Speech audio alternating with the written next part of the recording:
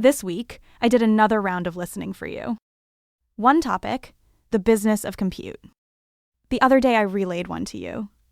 NVIDIA's next-gen rack slipping, stuck on manufacturing. Today's is bigger. One of the most authoritative voices in the field dropped a line. He said the AI inference business will grow bigger than oil.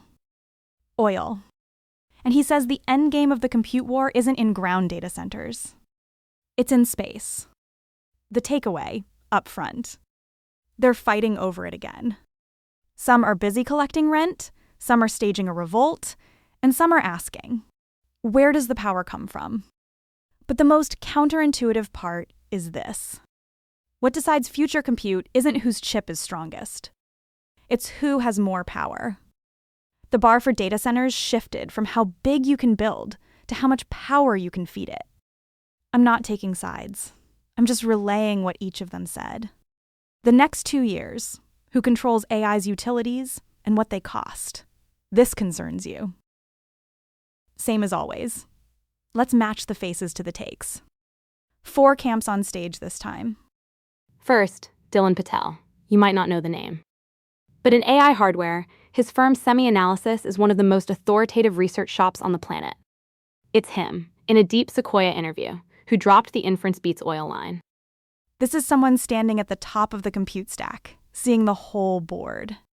Second camp, the shovel seller, NVIDIA and Jensen Huang. Everyone else digs for gold. He sells the shovels. Now he's not even selling shovels. He's collecting rent.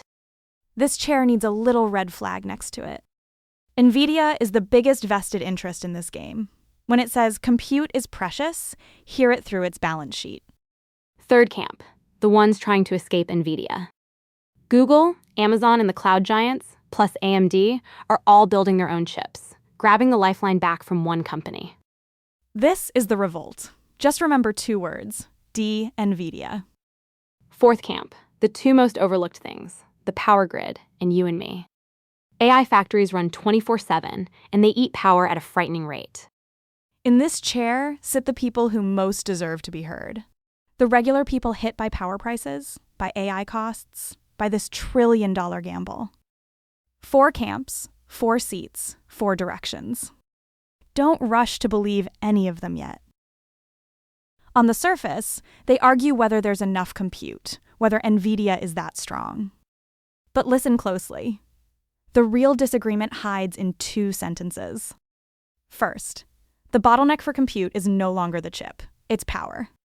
Patel put a number on it. By 2030, OpenAI and Anthropic alone will draw over 100 gigawatts.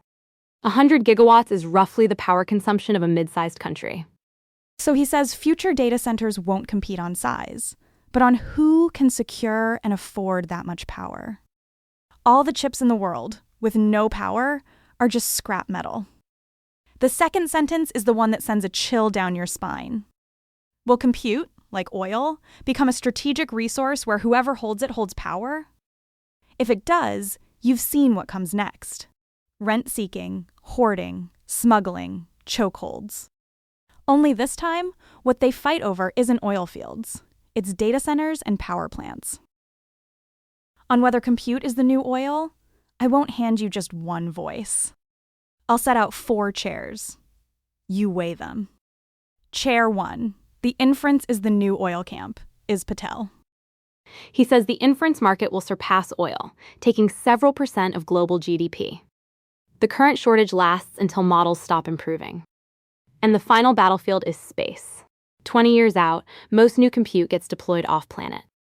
In plain terms, he's betting compute's appetite is bottomless. Chair 2, the sell shovels and collect rent camp, is NVIDIA. Its moat is CUDA, a software ecosystem built over a decade that nobody can root around. Now, renting compute is itself a strategic business. Whoever holds the shovels prints money in their sleep. But remember the red flag. It sells this, so talking compute up is only natural. Chair 3, the NVIDIA camp, is the cloud giants and AMD. Hyperscalers like Google are closing the gap with NVIDIA, chip by in-house chip. AMD stays close on price and performance. It's just a step behind on AI-specific silicon.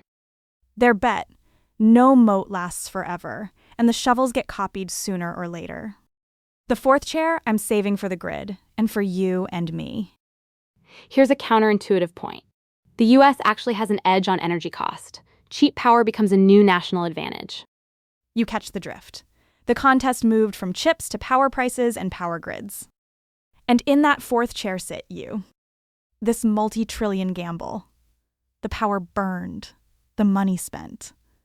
Part of the bill always lands on ordinary people. Your cost to use AI, your household power bill, and who's left holding the bag if the bubble pops. This chair, I won't let any big shot sit in for you. I deliberately didn't go looking for a reassuring story. Because a resource suddenly becoming a lifeline has happened several times in history. And history's answer was never just one. Answer 1. It really becomes oil.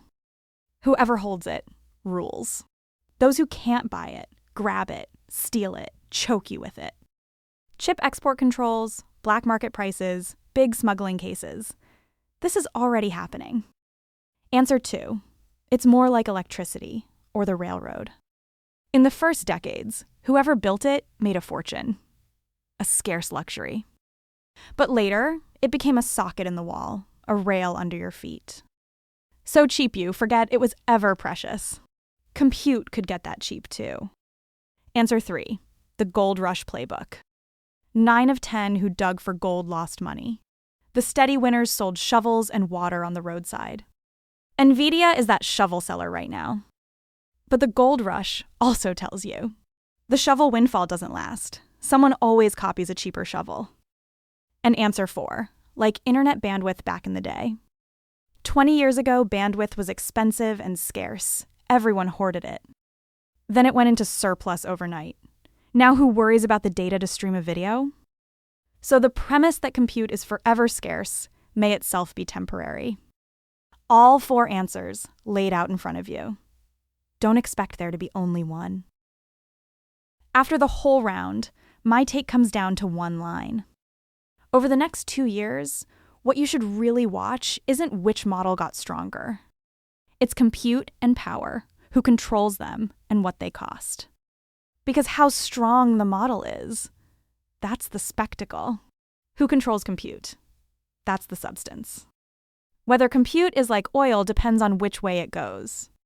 Toward monopoly, the new oil in a few hands.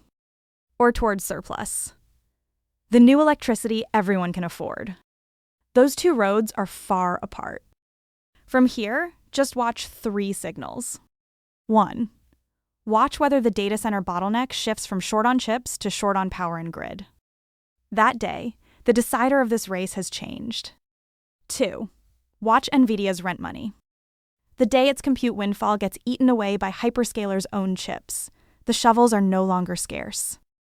3. Watch your own price to use AI. The cost per word, per call. Is it still falling off a cliff? Or has someone pinned it so it won't drop anymore? Falling means it's commoditizing. Pinned means it's the new oil. These 3 signals tell you sooner than any NVIDIA launches a new card headline. Who, in the next 2 years, really holds AI's utilities. I'm the one who reads the news and relays it to you. Next episode, I'll keep relaying what the big names say.